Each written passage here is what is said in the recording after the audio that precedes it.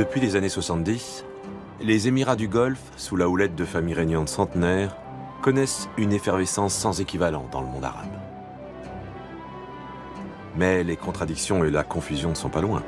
Archaïsme et en même temps volonté effrénée d'être à la pointe de la modernité, grand écart entre Occident et monde arabe, et tout cela dans un espace géopolitique pour le moins instable. 3 guerres dans la région en 30 ans tout de même, sans oublier la révolution islamique du grand voisin l'Iran. Pourtant, ils nous le diront tous, qu'ils soient natifs des lieux ou expatriés, le bilan serait absolument phénoménal et une certaine euphorie dominerait. Mais c'est un paradis. This is paradise here. En 4 décennies, l'espérance de vie a crû de 20 ans. Le taux d'alphabétisation a dépassé 90% et notons même, c'est un symptôme, que l'on compte plus de 200 portables pour 100 habitants. Depuis 40 ans, les émirs ont dépensé 2000 milliards de dollars pour moderniser leurs États. 2000 milliards de dollars. Ils viennent pourtant de loin, de la misère et du désert, du nomadisme et d'un monde sans frontières, rythmé par les dunes et les vagues du golfe Persique. Depuis la nuit des temps, la fortune gisait sous leurs pieds et ils ne le savaient pas. Les premiers forages ont commencé il y a seulement quelques décennies. On parle d'or noir et d'or bleu comme si les Émirats c'était forcément un roman, une fiction. D'un seul coup, ils ont basculé d'un monde à un autre. Depuis, il semble que l'argent ne leur donne aucune limite. Despotisme et esclavage, folie des grandeurs. Ça fascine et ça crée des clichés. Le pétrole et le gaz, dont nous avons besoin pour alimenter notre propre expansion, les auraient pervertis. Eux, ça les réjouirait plutôt. Dans cette région du monde, il a fallu peu à peu dresser des frontières, mettre un peu d'ordre dans le désert et inventer des villes. Aujourd'hui, un axe de 3 cités-États semble dessiner une ambition commune. Doha au Qatar, Abu Dhabi et Dubaï dans les Émirats arabes unis. 5 autres Émirats plus petits au nom mystérieux et méconnu composent également les Émirats arabes unis. Ajman, Ras Al Khaimah, Al Quwain, Fujairah, Sharjah. Que sait-on vraiment d'eux? Par-delà les préjugés, quelles convictions ont-ils? Quels projets? Quelle est leur histoire?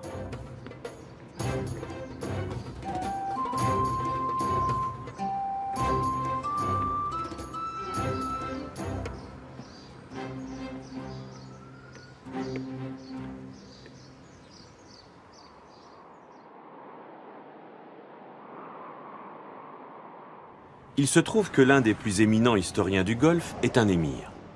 Un petit film promotionnel nous renseigne sur l'émir et son émirat, Sharjah, que peu d'Occidentaux connaissent. 1 million d'habitants, une croissance annuelle de plus de 10%. Le pétrole y est exploité depuis 1974 et le gaz depuis 1982. Le bonheur serait au rendez-vous.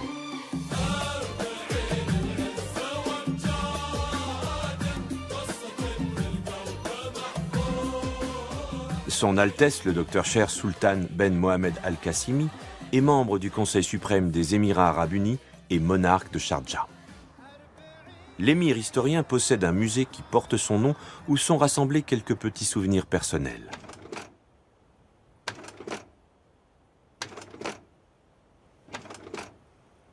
Et surtout, l'une des plus belles collections au monde de cartes anciennes. On y apprend que la région fut assez inhospitalière, côte dangereuse et principalement habitée par des pirates. Pirates. Quitter la capitale, traverser un bout de désert et ça y est, nous sommes dans la place. Tout autour le sable, mais ici, tout n'est qu'ordre et beauté. Luxe, calme et volupté. Les soleils couchants revêtent les champs, les canaux, la ville entière, d'hyacinthe et d'or. Le monde s'endort dans une chaude lumière.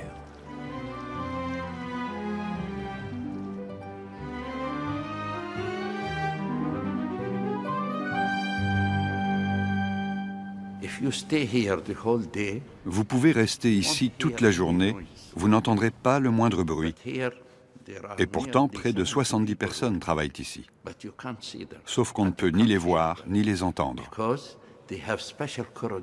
Ils ont des couloirs et des ascenseurs privés.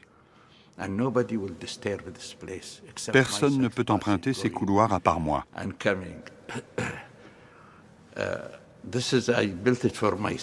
J'ai construit cet endroit pour mon usage personnel, car j'ai besoin de calme pour écrire à différentes personnes. J'ai besoin d'un lieu tranquille. Je peux passer toute la journée dans ma bibliothèque. Personne ne viendra me déranger. Cette pièce est l'œuvre d'artistes italiens.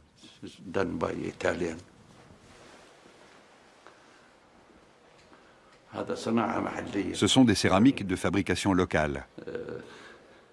Certains disent que ce palais ressemble à l'Alhambra, mais je trouve le mien bien plus beau. J'ai laissé un bout de désert à titre d'exemple, mais ici, j'ai tout imaginé. C'est mon palais, ma maison. J'ai tout fait moi-même.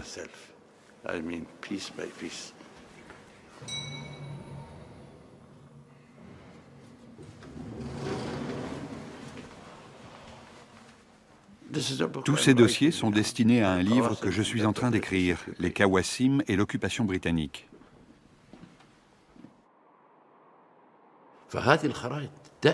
L'apparition de ces cartes coïncide avec la colonisation occidentale de la région. Au début, les cartes n'étaient que de simples descriptifs utilisés par les Portugais. Mais elles ne donnaient aucune information précise au cas où elles tomberaient entre des mains ennemies.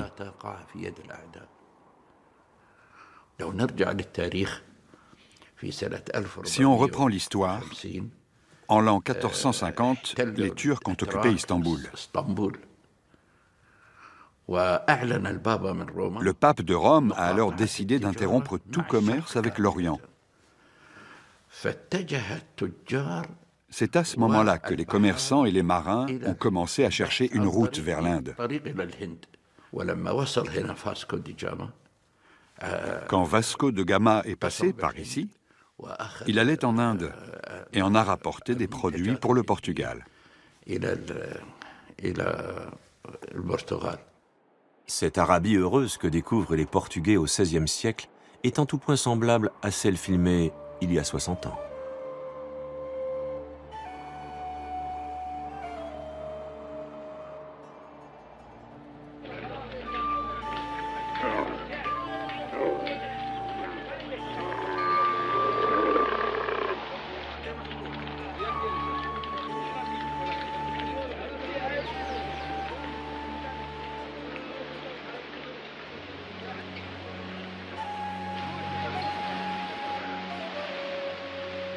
Durant des siècles, il n'y a guère de villes dans cette région du monde. Des campements, des oasis, des villages de pêcheurs. Pourtant, au Qatar brille une ville commerçante, Zubara. La première allusion à la ville de Zubara date de 1600.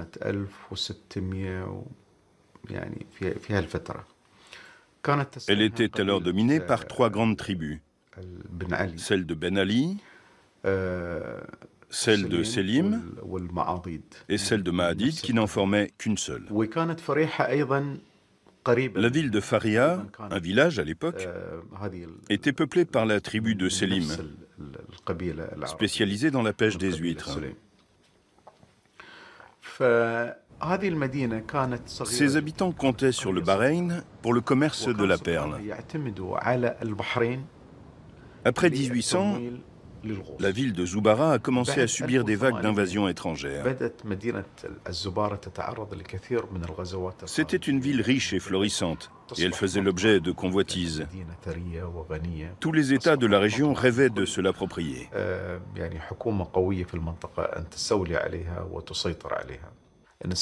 En 1830, les forces turques, aidées par l'émir du Bahreïn, ont commencé à taxer lourdement les habitants du Qatar.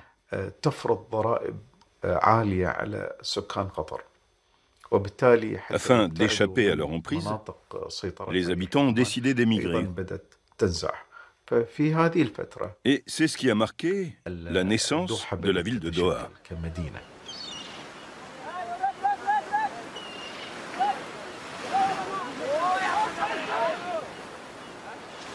Les gens du Golfe sont alors d'une extrême pauvreté. Leur maigre richesse provient de la mer. Et pas seulement des sardines. Certains citoyens se sont même considérablement enrichis grâce au commerce de la perle précieuse. Toute une épopée.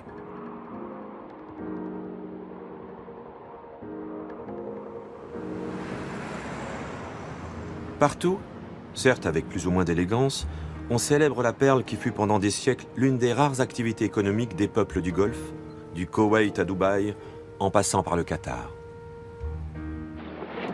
Néanmoins, les gens du Golfe profitent peu de cette activité qui fait surtout la richesse des marchands indiens à Bombay, où les perles s'échangent avant de rejoindre l'Europe ou les États-Unis.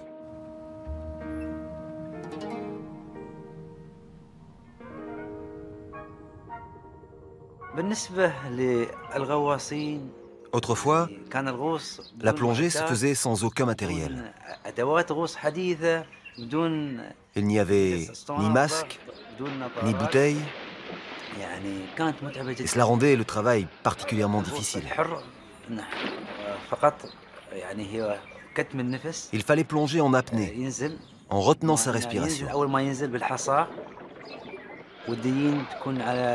Le plongeur pouvait retenir sa respiration pendant 1 minute 40, pendant peut-être 2 minutes, voire 3 minutes, pour les plongeurs les plus expérimentés et les plus doués.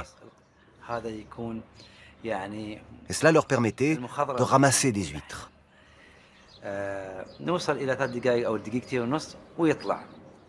Les vieux pêcheurs émiratis sont aujourd'hui subventionnés par le gouvernement. Maisons offertes, 4x4, majlis à disposition, c'est-à-dire lieu de rencontre et de palabres. Ils font dorénavant partie de l'élite autochtone.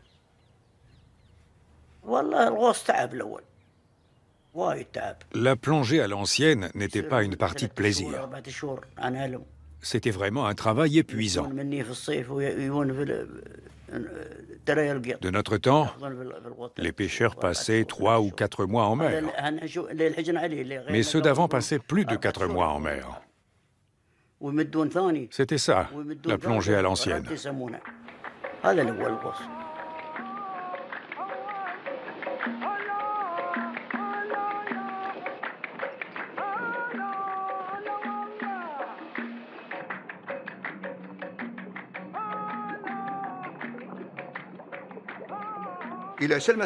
Au coucher du soleil, on comptait le nombre d'huîtres que chaque pêcheur avait récoltées.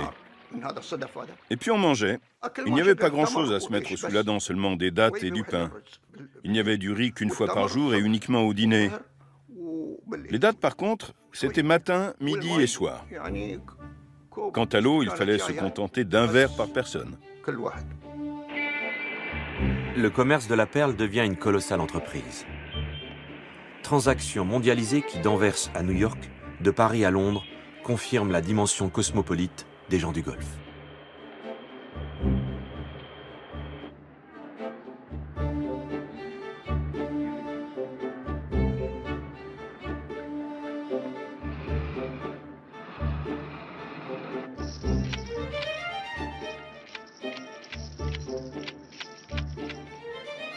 De véritables empires financiers vont se créer qui, aujourd'hui encore, sont d'importants acteurs économiques, comme Al Fardan, ancien commerçant de perles au Qatar qui a diversifié sa fortune.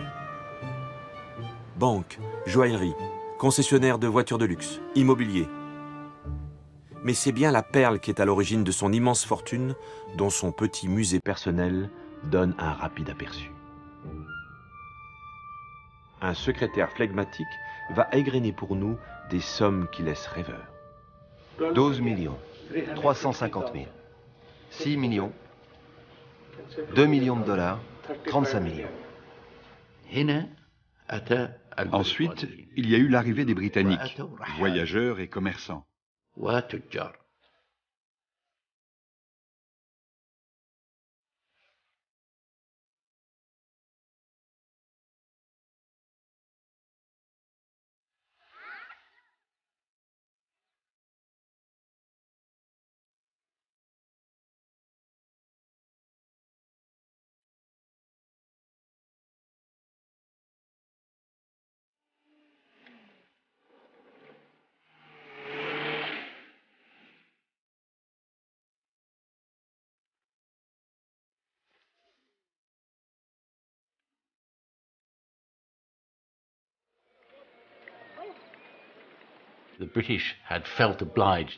Les Britanniques se sont sentis obligés de venir dans le Golfe pour faire cesser la piraterie. Les pirates venaient des îles du Golfe et s'attaquaient aux bateaux qui allaient jusqu'en Inde. Nous étions chez nous et nous étions considérés comme des pirates, alors que eux, ils venaient de la Manche. Comme souvent avec l'Empire britannique, ce qui a commencé comme un comptoir commercial s'est développé au fil du temps pour devenir une force d'occupation soutenue par l'armée et pour finir par le gouvernement britannique. Jusqu'à l'indépendance de l'Inde, cette région a été administrée comme si elle faisait partie de l'Inde.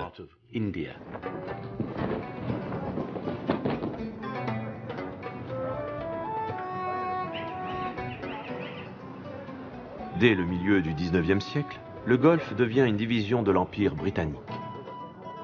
Et en 1873, son administration est rattachée au gouvernement des Indes. C'est comme ça.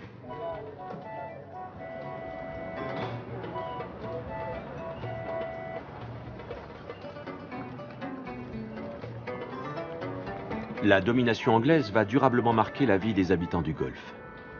Il faut pacifier cette voie maritime stratégique et les Émirats se feront appeler, par les Anglais, les États de la trêve. Trêve de quoi? Au prétexte de lutter contre la piraterie, les Anglais s'imposent comme une puissance tutélaire et s'arrogent le monopole des routes commerciales. De Bahreïn à Abu Dhabi, de Dubaï à Doha, une histoire commune se dessine. Abu Dhabi, 2 millions d'habitants. David Heard et son épouse allemande Frauke Heard-Bey vivent à Abu Dhabi depuis 50 ans. Il était ingénieur dans l'industrie du pétrole, elle est historienne et a beaucoup écrit sur les États de la trêve. Les États de la trêve portent ce nom parce qu'en vieil anglais, le mot truce, trêve, désigne un accord moratoire.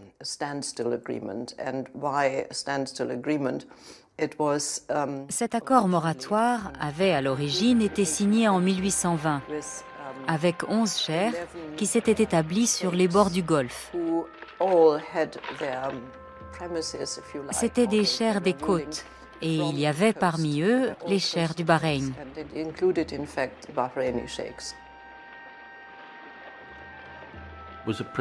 Il s'agissait d'un protectorat, ce qui veut dire que la Grande-Bretagne était responsable de leur défense et de leurs affaires étrangères.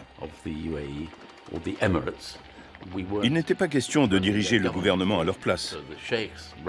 Les cheikhs gouvernaient donc eux-mêmes, ils s'occupaient du commerce et recevaient des visites officielles. La Grande-Bretagne était là en cas de besoin.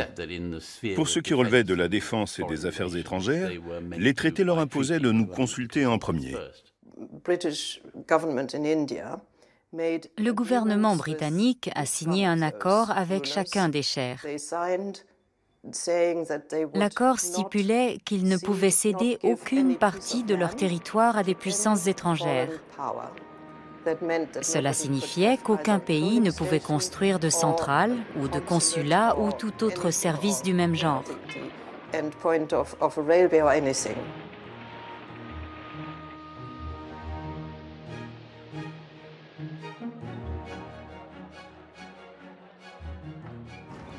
Le Golfe était déjà au centre de vastes routes commerciales reliant l'Occident à l'Asie. Ces marchands employaient une monnaie étrangère, la roupie indienne, et dans ces ports travaillaient des migrants venus de pays lointains. Mais la vie quotidienne était pour le plus grand nombre d'une extrême austérité. Mohamed El Fahim, aujourd'hui brillant chef d'entreprise, se souvient de son Abu Dhabi natal.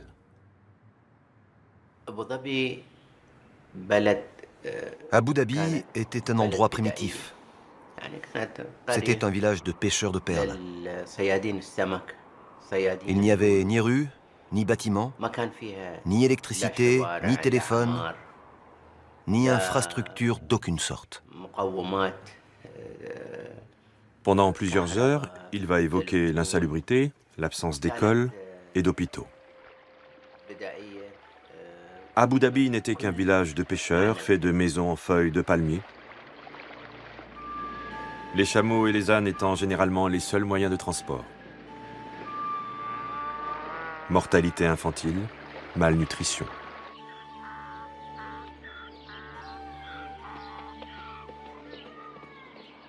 Et puis, la catastrophe s'abat sur la région. Le danger, cette fois, vient du Japon. Étonnant. Monsieur Mikimoto a inventé la perle de culture. Dans les années 30, la production explose et ce qui était à peu près la seule ressource des gens du Golfe perd brutalement toute valeur. Le jour où la crise a éclaté, nous étions en mer. J'étais très jeune à l'époque. Je ne sais pas ce qui s'est passé à terre, mais au retour, tout à coup, plus personne ne voulait acheter de perles. Ça a été la catastrophe pour la population. De nombreuses familles ont essayé de retourner à leur mode de vie d'avant, mais beaucoup n'avaient plus aucun lien avec l'intérieur du pays. Peu de temps après, la Seconde Guerre mondiale a éclaté et la population était au bord de la famine. Certaines personnes, certaines familles sont quasiment mortes de faim. À l'apogée de la pêche de perles en 1920, Abu Dhabi comptait 80 000 habitants. Mais en 1960, on ne comptait pas plus de 2000 habitants.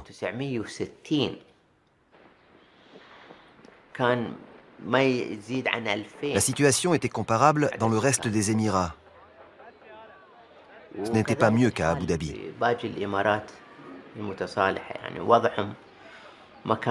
Et le commerce des perles s'est arrêté à la fin de la Seconde Guerre mondiale. Des villages entiers de pêcheurs sont abandonnés au sable. C'est la misère. L'extrême misère. Mais alors que le commerce de la perle périclite douloureusement dans le Golfe, au Moyen-Orient, ont déjà commencé les premières prospections de pétrole. Longtemps, le Golfe s'est inscrit dans les intérêts de l'Inde britannique. Avec la découverte du pétrole au début du XXe siècle, ce statut change complètement. Le pétrole est découvert en Perse en 1908 et exploité dès l'année suivante par l'Anglo Oil Persian Company, qui est une compagnie étroitement liée à l'État britannique, puisque celui-ci, à la veille de la Première Guerre mondiale, en détient plus de la moitié des parts. Avec la découverte du pétrole en Perse, toute la région du Golfe devient éminemment stratégique pour les Britanniques. Avec la découverte de gisements pétroliers considérables dès le début du XXe siècle, la Perse, l'Irak et bientôt l'Arabie saoudite écrasent par leur puissance les Émirats du Golfe. Il faudra attendre la veille de la Seconde Guerre mondiale pour qu'un espoir énergétique surgisse pour les Émirats. Un premier accord a été signé avec les compagnies pétrolières à Abu Dhabi en 1938. Mais avant la Seconde Guerre mondiale, il n'y a pas eu beaucoup d'activité, et encore moins pendant la guerre. Le travail d'exploration a vraiment commencé dans les années 50. Le pétrole a d'abord été découvert à Abu Dhabi, à la fois onshore et offshore.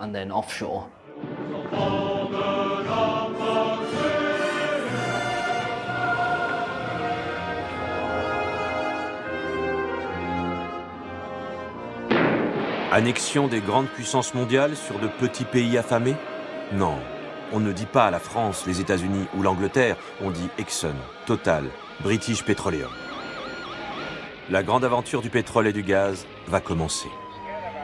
Les chefs de tribu, les émirs, les bédouins et les pêcheurs de perles au chômage ont de quoi être quelque peu déstabilisés.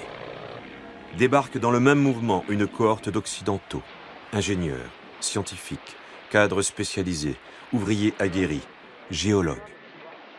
Mais aussi derrière eux, aventuriers, mercenaires, banquiers plus ou moins fiables, mafieux et affairistes, qui savent que l'or est à leurs pieds.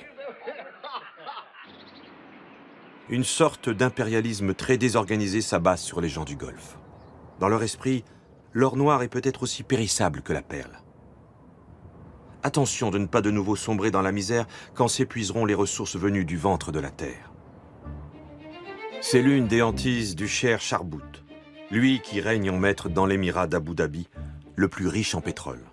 Mais justement, il porte le flanc à la critique des Occidentaux. Il ne serait pas à la hauteur des nouveaux enjeux économiques.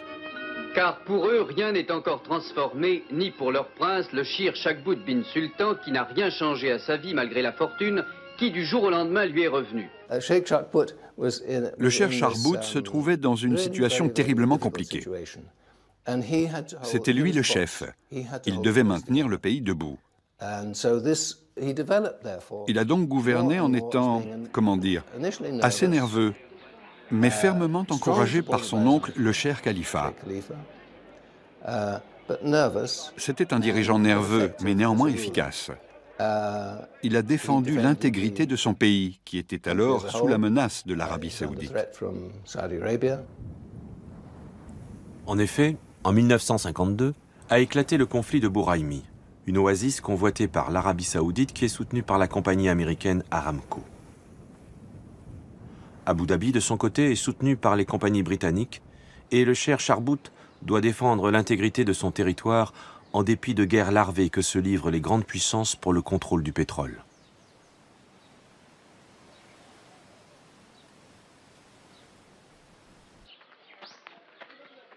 Par ailleurs, les années passant, les Anglais sont de plus en plus exaspérés par l'émir.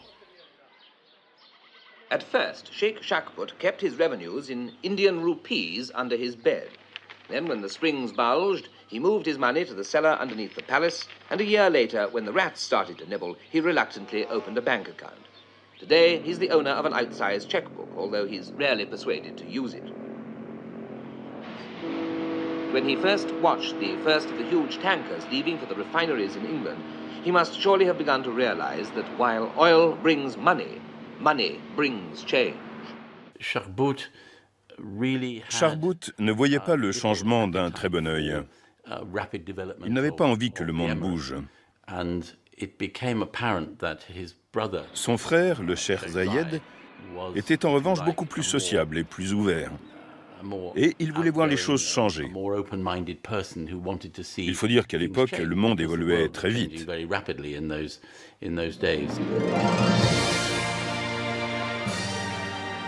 Le nom est prononcé, le Cher Zayed. La solution pour les compagnies étrangères va donc venir du frère du Cher Charbout. Gouverneur de Al Ain, la deuxième ville du pays, le Cher Zayed est bien plus jeune et dynamique que son frère, et bien plus charismatique.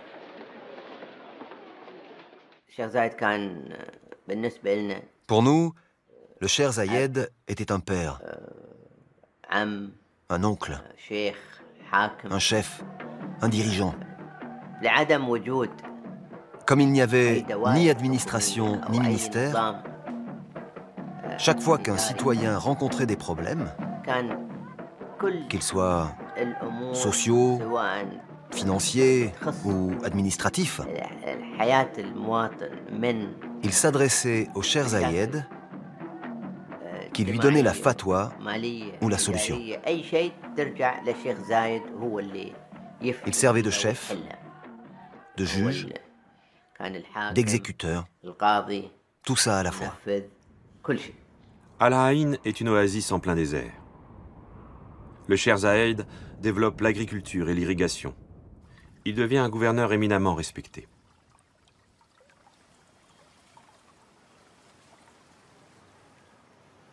Le siège de son gouvernement à Al Ain a pris beaucoup de place au sein de l'émirat.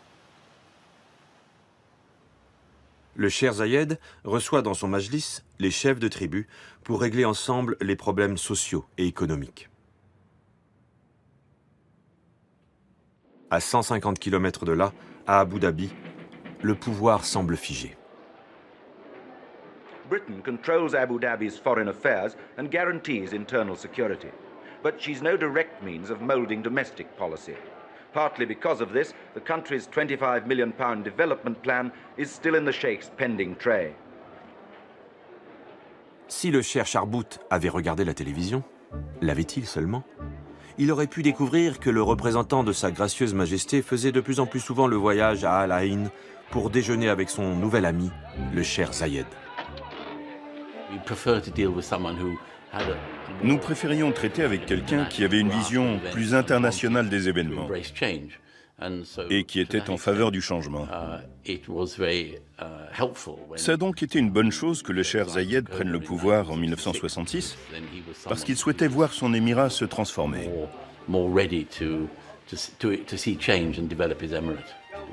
Les Britanniques étaient favorables au changement et l'ont encouragé.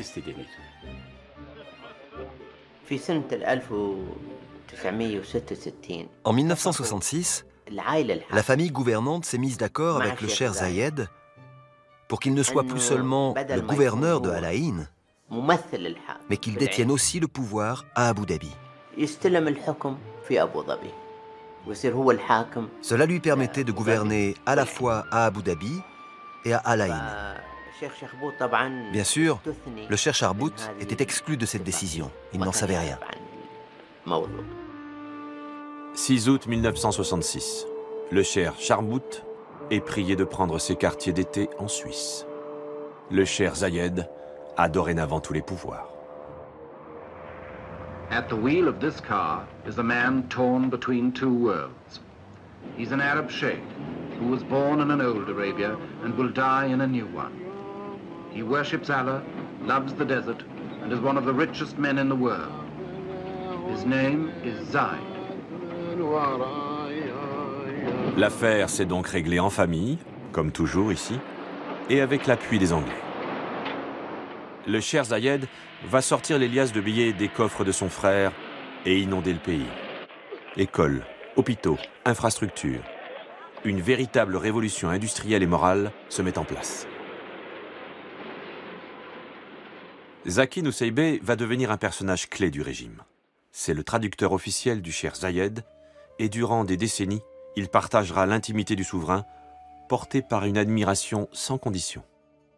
C'était un homme de peuple. Ça veut dire à partir du petit matin, pour lui, un petit déjeuner même ne pouvait pas être pris seul.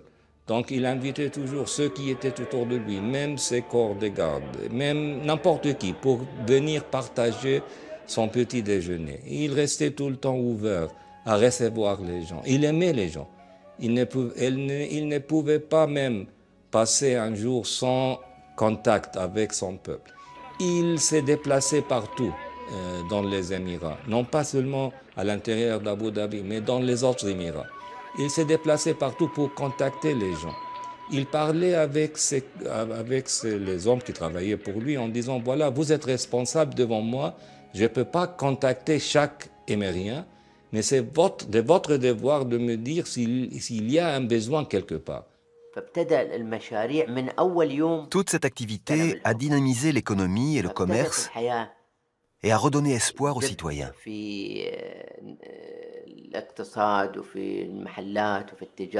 Le Cheikh Zayed a donné des maisons et des terrains à tout le monde. Il a fait construire des logements et des immeubles.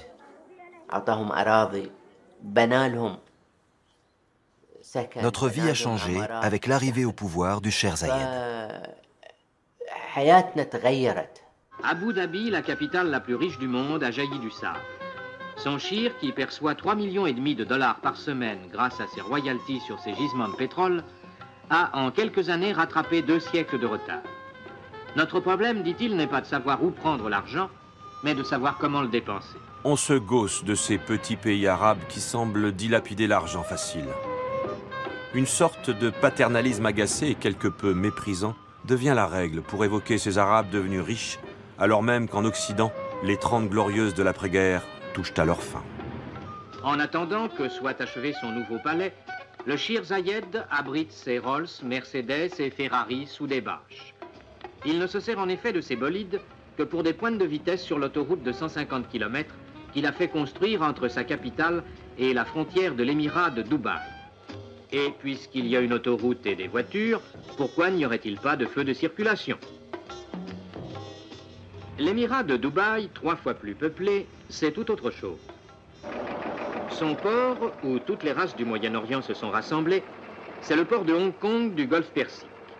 Plaque tournante de tout ce qui va vers l'ouest ou vers l'est, c'est la ville de tous les commerces et de tous les trafics. À Dubaï, règne le cheikh Rachid Al Maktoum, dont personne ne conteste la légitimité. L'expansion de son émirat ne repose pas sur l'exploitation du pétrole, qui ne sera découvert qu'en 1966, mais sur le commerce.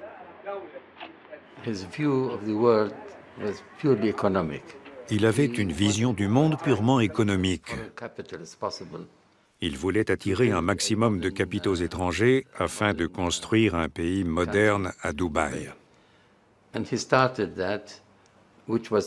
C'est lui qui a favorisé l'entrée des capitaux étrangers à Dubaï.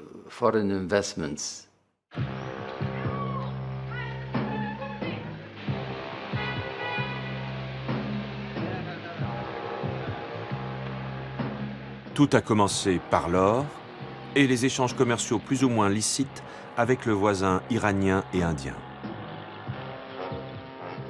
Mais cet or ne fait que passer. Coûtant 42 $ l'once à son arrivée à Dubaï, il est revendu 88 $ l'once aux Indes, où il parvient par des voies mystérieuses. En retour, l'Inde envoie du pavot, aussitôt réexpédié dans les laboratoires clandestins du Moyen-Orient, et des lingots d'argent, qui font de Dubaï le second pays du monde importateur d'argent. Dubaï devient une vaste plateforme mondialisée et un véritable paradis de la libre entreprise, mais aussi un paradis pour les contrebandiers. On imagine les espions, les conspirateurs, une population interlope. Après l'or, ce sera le juteux commerce avec l'Iran qui contribuera à la prospérité du port de Dubaï. Je me rappelle qu'au début, ici, les gens disaient « Mais pourquoi veut-il une cale sèche aussi grande ?» Ils étaient sidérés qu'il veuille construire un port de cette taille à Dubaï. Aujourd'hui, le port de Jebel Ali est tellement grand qu'on le voit de l'espace. Le Cheikh Rachid avait énormément d'énergie et il était porteur d'une vraie vision. Il a commencé par faire désensabler le port de manière à ce que les bateaux puissent accoster directement dans la ville et décharger leurs marchandises. Il a réuni les marchands pour leur demander des fonds. Il a emprunté le reste au Koweït, il a désensablé le port qui s'est imposé comme un grand comptoir à la fin des années 50, début des années 60. Les émirs se rendent volontiers en Angleterre, le grand pays ami et protecteur. Les voyages se succèdent au fil des ans. Les émirs sont riches, mais leurs émirats fragiles. Pas de police, ni d'armée, pas d'institutions réellement indépendantes, pas de politique étrangère, pas d'État, juste une organisation tribale dépendante du Royaume-Uni.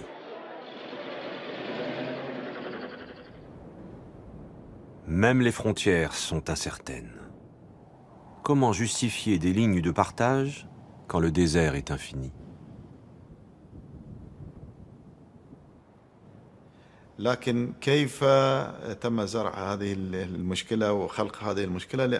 En 1954, le diplomate britannique Julian Walker a été chargé de tracer les frontières entre les Émirats.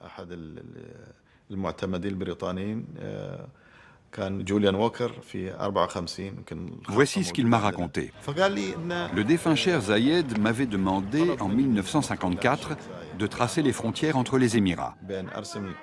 J'ai alors parcouru les Émirats, une région et un village après l'autre, en demandant aux habitants qui était leur cheikh. S'ils me répondaient qu'ils dépendaient du cheikh Nouaimi, je leur disais « Alors vous êtes des habitants d'Ajman ». Ensuite, je suis allé à Sharjah et j'ai demandé aux habitants « Qui est votre cheikh ?» Ils m'ont dit qu'ils dépendaient du cheikh Sharki. Alors je leur ai dit, vous êtes des habitants de Foujaïra. Et la carte des frontières a été établie sur cette base-là, suivant l'appartenance des gens aux différents cheikhs.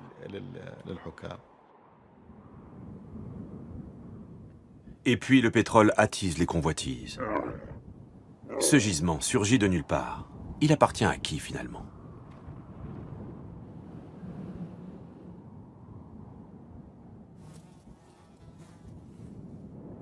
Certains petits émirats finiraient presque par ne plus savoir comment ils s'appellent. Tiens, le numéro 1 d'Ajman est arrivé au siège de son gouvernement. L'émir règne sur une population de 250 000 habitants. Les ancestrales haines ou rivalités entre les tribus, les frontières dessinées par les Anglais, l'origine de la fondation de tous ces petits États, ne sont-ils plus que de vieux souvenirs ?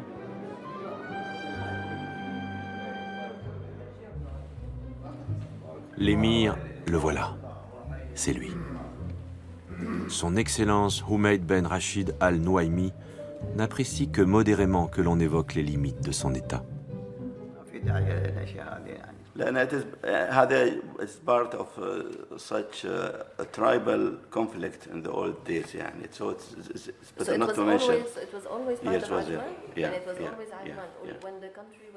Par qui ont-elles été dessinées? Il ne sait pas. Il fait mine de penser que c'est une histoire qui date de la nuit des temps. Il faut avouer que son territoire est coupé en 3 fragments territoriaux.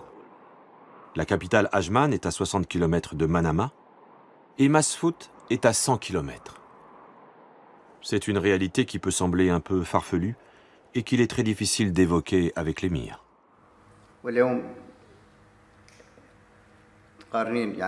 Aujourd'hui, l'urbanisation dans les Émirats arabes unis a la même ampleur ici, à Ajman, qu'à Abu Dhabi, Dubaï ou dans d'autres Émirats. Pour nous, les liens qui unissent le gouvernement et le peuple sont comme ceux qui existent à l'intérieur d'une même famille. Nous partageons tous les mêmes joies et les mêmes peines.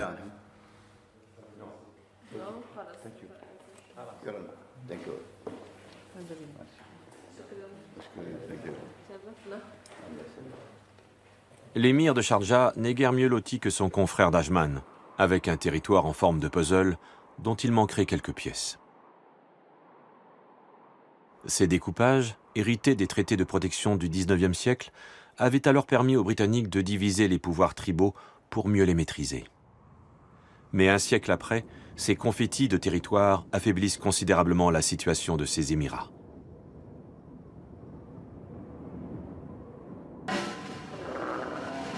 Et en 1968, coup de théâtre. Les Anglais partent. Sir William Luce, ambassadeur itinérant et envoyé spécial de la reine d'Angleterre dans le Golfe, est venu faire le tour des Émirats pour annoncer au souverain la décision prise par le gouvernement britannique de retirer ses troupes de la région avant la fin de 1971. Les Émirats du Golfe se sentent subitement bien fragiles. Ils sont riches, mais tout reste à inventer.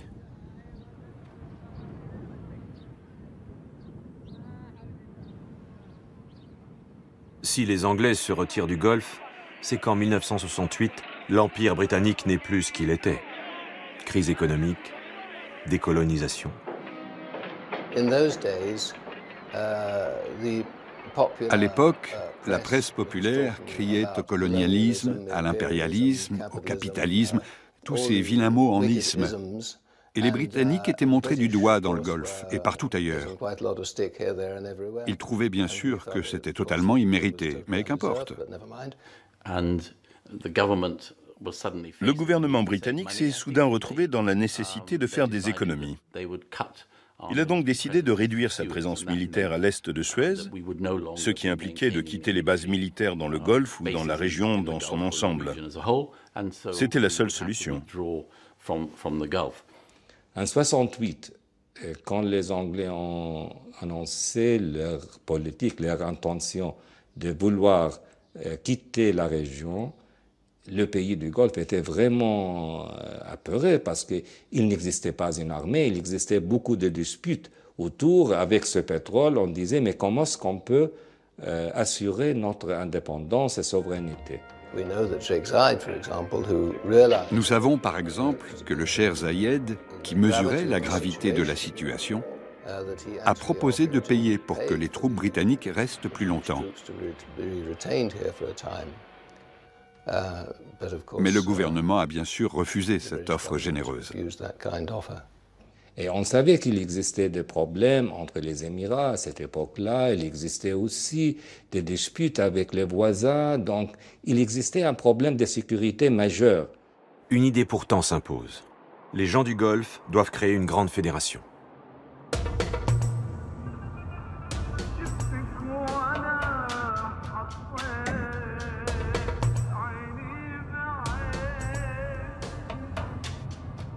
Le cheikh Zayed prend la direction des négociations. Que construire? Des États-Unis du Golfe? S'inspirer de la formule européenne? En tout cas, chacun se met à rêver à un grand pays arabe qui serait à la fois un modèle de stabilité et de prospérité pour la terre entière. De toute façon, c'est une question de survie.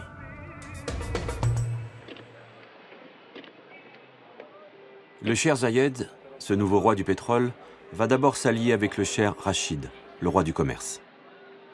Un axe Abu Dhabi-Dubaï se dessine à la force du poignet.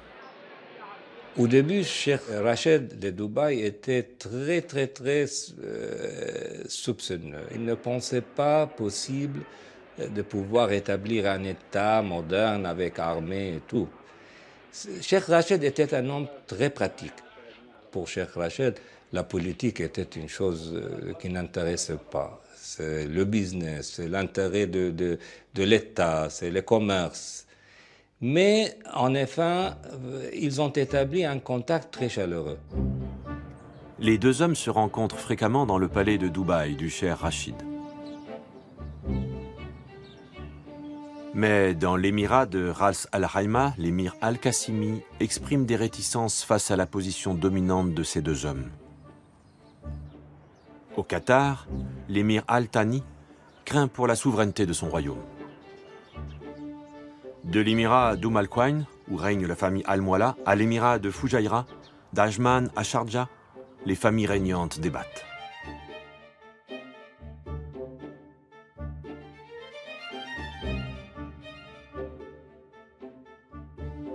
Tous les émirats ne sont pas aussi riches les uns que les autres. Perdre son âme et son pouvoir local pour se fondre dans une fédération forcément dominée par le Cheikh Zayed d'Abu Dhabi et son ami le Cheikh Rachid de Dubaï?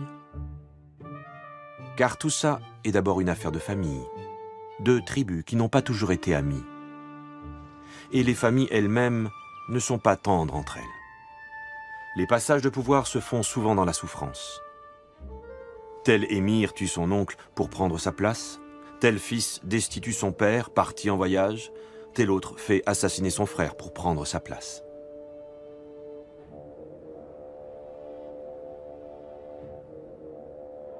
Les consultations se succèdent. Elles vont durer plus de 3 ans. Les émirs se rencontrent, signent des avant-projets, se rétractent.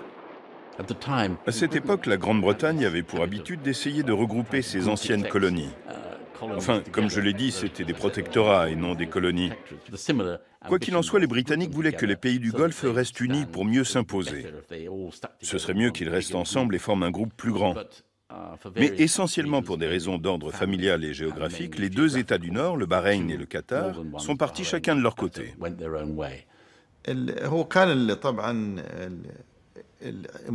Il n'y avait pas vraiment de problème avec les autres Émirats, sauf que le Qatar et le Bahreïn étaient en désaccord sur certains sujets, comme par exemple les frontières et la monnaie.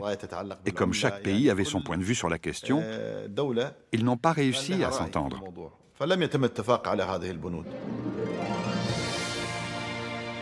Le Qatar déclarera son indépendance en septembre 1971. Quelques semaines plus tard, les Émirats arabes unis feront de même. Des nations sont en train de naître qui se souviennent encore des perles qui jadis firent la puissance de la région. Que vont-ils faire de leur liberté, ces gens du Golfe? Quels projets pour une nouvelle société vont-ils porter?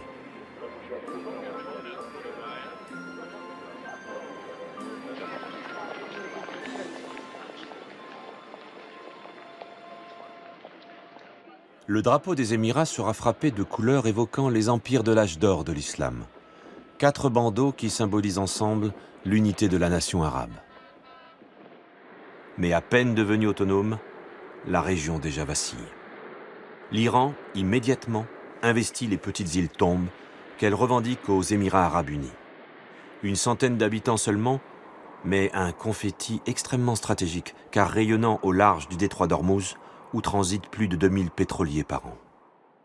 Les Perses profitent de la précarité de ces Arabes, devenus un peu trop sûrs d'eux, avec leur grande fédération. Nous ne craignons pas les Iraniens, nous nous défendrons avec tous nos moyens. 5 gendarmes émiratis seront bien seuls face à l'armée du Shah.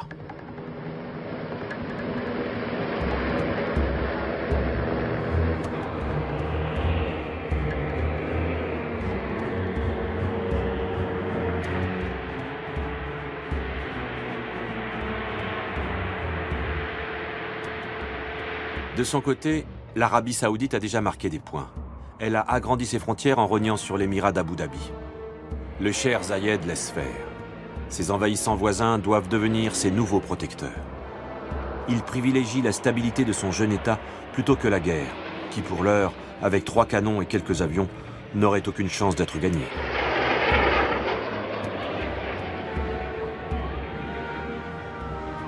L'ancien diplomate irakien Adnan Pachachi, parti en exil à Abu Dhabi dans les années 70, devient très vite un proche collaborateur de Cheikh Zayed et entre dans le premier gouvernement des Émirats arabes unis.